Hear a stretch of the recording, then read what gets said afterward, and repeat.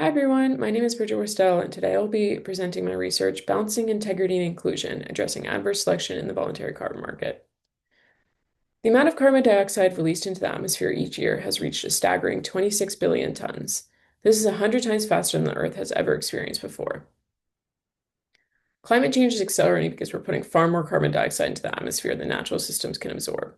We know emissions have to come down, and one of the tools for doing so is regulating or pricing carbon. The voluntary carbon market is a useful tool to regulate carbon emissions and incentivize conservation. The voluntary carbon market, or VCM, allows companies to buy carbon credits. One credit represents 1 ton of CO2 either avoided, like by protecting forests from being cut down, or removed from the atmosphere through planting trees or carbon removal. When designed well, these markets don't just reduce emissions, they channel money directly to people on the front lines of climate change, especially indigenous peoples and locals communities in tropical forest regions. At its peak in 2021, this market reached about $2 billion. However, in 2023, an investigation by The Guardian found that over 90% of forest credits issued by Vera may not reflect real reductions.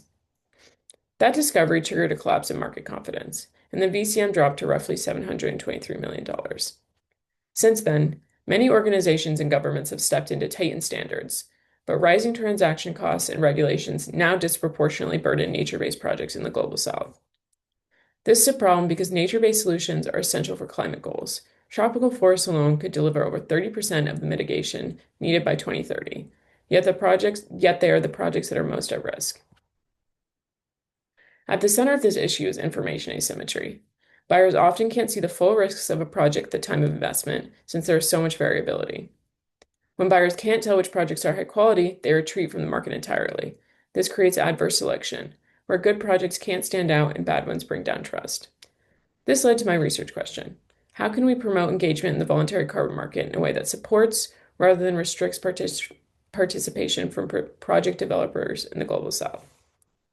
During my time as a voluntary carbon markets communications intern at the Environmental Defense Fund, I interviewed experts across project development, verification, and corporate sustainability. I also analyzed more than 60 projects using a social welfare equivalence framework from Mattel and Sylvan. This framework adjusts credit value based on factors like permanence, reversal risk, leakage, and each project's long-term survival probability. The key insight is that imperfect offsets still create real climate benefits.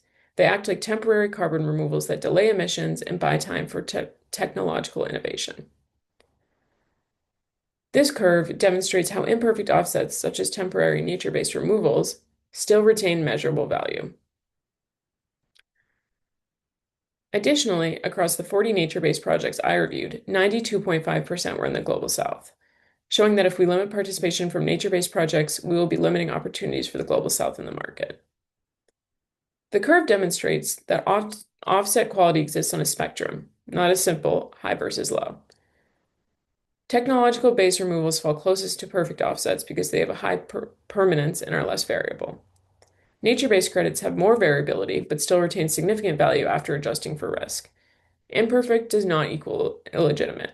Risk can be measured and priced rather than used as a reason for exclusion. Without pricing for risk, it limits involvement from nature-based projects, even though they are crucial for climate resilience, biodiversity, and community benefits.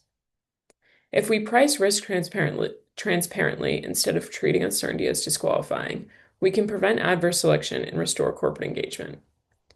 Integrity is essential, but risk shouldn't undermine promising climate solutions or the communities who depend on them. An inclusive and rigorous approach can strengthen methodologies and rebuild trust in a market that is capable of mobilizing real climate finance and cutting carbon emissions. Finally, I want to say thank you to my mentors at the EDF, especially Olivia Polkinghorn, my faculty advisor, Chris Anderson, my POE cohort, and my family and friends for supporting me along the way. Thank you.